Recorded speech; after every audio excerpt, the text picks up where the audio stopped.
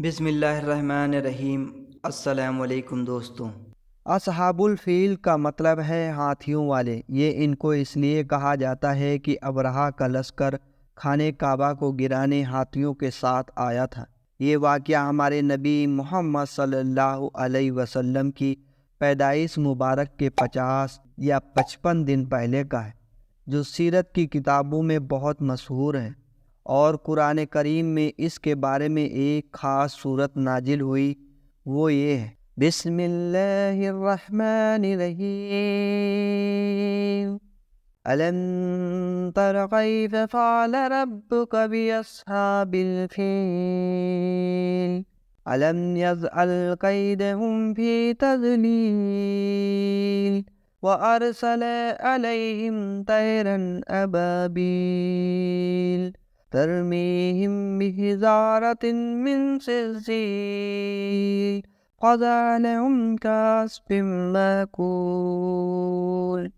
واقعہ کچھ اس طرح ہے کہ یمن کا حاکم، جس کا نام ابرہہ تھا، جب اس نے دیکھا کہ تمام عرب کے لوگ کعبے کے حج کے لیے مکہ مکرمہ جاتے ہیں اور خانہ کعبہ کا طواف کرتے ہیں، تو اس نے چاہا کہ عیسائی مذہب کے نام پر ایسی عالیشان عمارت بناؤ جو انتہائی خوبصورت ہو، تاکہ عرب کے لوگ اس سادے سے کعبے کو چھوڑ کر اس عالیشان خوبصورت عمارت کا طواف کریں۔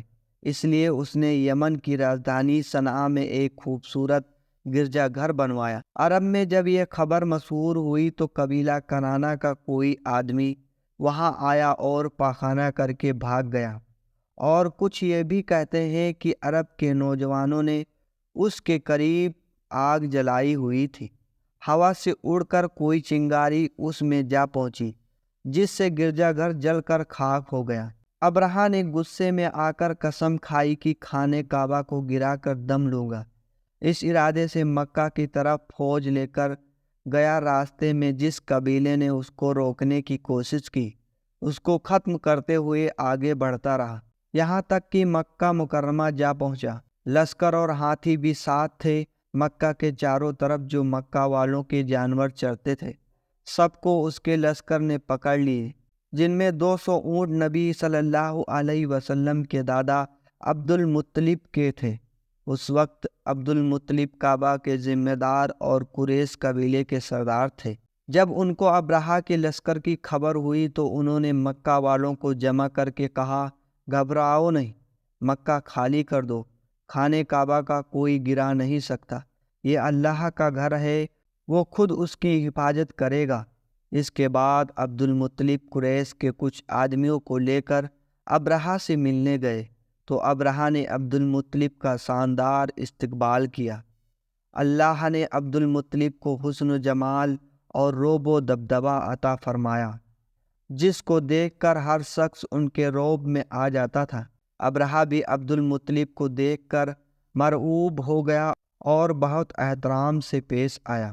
اس نے یہ تو مناسب نہ سمجھا کہ کسی کو اپنے تخت پر اپنے برابر بٹھائے، لیکن یہ ضرور کیا کہ تخت سے نیچے اتر کر فرش پر عبد المطلب کو ساتھ بٹھایا۔ میرے عزیز دوستوں، یوٹیوب چینل پہ نئے ہوں تو لائک سبسکرائب ضرور کریں، ویڈیو کو اپنے دوستوں تک شیئر ضرور کریں۔ بات چیت کے دوران عبد المطلب نے ان اونٹوں کو آزاد کرنے کو کہا، تو ابرہہ نے تعجب سے کہا کہ بڑے تعجب کی بات ہے کہ تم نے اپنے اونٹوں کے بارے میں بات کی، لیکن کعبہ جو تمہارا اور تمہارے باپ دادا کا دین ہے، اس کے بارے میں کوئی بات نہیں کی۔ عبد المطلب نے کہا، میں اونٹوں کا مالک ہوں اور کعبے کا مالک خدا ہے، جو خود اس گھر کو گرانے سے بچائے گا۔ ابرہہ نے تھوڑی دیر میں خاموشی کے بعد سارے اونٹ واپس کر دیے۔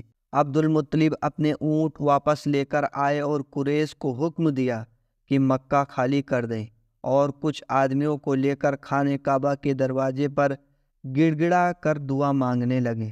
عبد المطلب دعا سے فارغ ہو کر اپنے ساتھیوں اور لوگوں کے ساتھ پہاڑ پر چڑھ گئے، اور ابرہہ اپنا لشکر لے کر کعبہ کو گرانے کے لیے آگے بڑھا۔ اچانک خدا کے حکم سے چھوٹے چھوٹے پرندوں کے جھنڈ نظر آنے لگے۔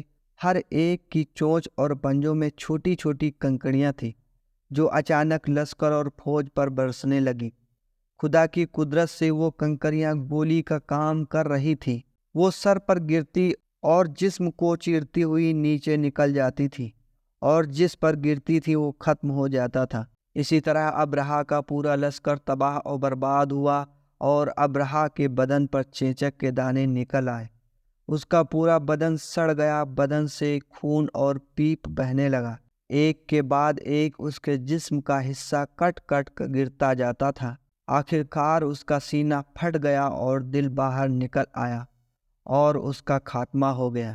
جب سبھی مر گئے تو اللہ نے ایک سیلاب بھیجا جو سبھی کو بہا کر دریا میں لے گیا۔ دوستوں، یہ ویڈیو پسند آئی ہو تو لائک، سبسکرائب، شیئر کرنا نہ بھولیں تاکہ آنے والی ہر ویڈیو آپ تک ضرور پہنچے۔ اللہ تعالیٰ آپ کا ہمارا حامی و مددگار ہو۔